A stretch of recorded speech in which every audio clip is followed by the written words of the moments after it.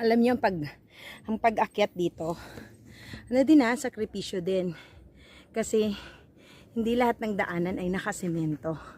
Talagang stone at tsaka soil lang ang dadaanan.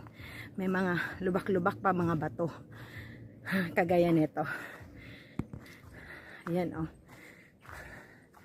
Medyo may bato yan. Sa mga gilid, mabato din. So pag umakyat kayo dito, samahan nyo po talaga ng dasal. Kasi ako, hindi nyo man naririnig, pero ako yun, nananalangin na maging safe kami sa pagpunta namin dito.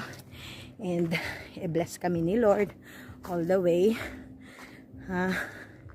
And na sana ay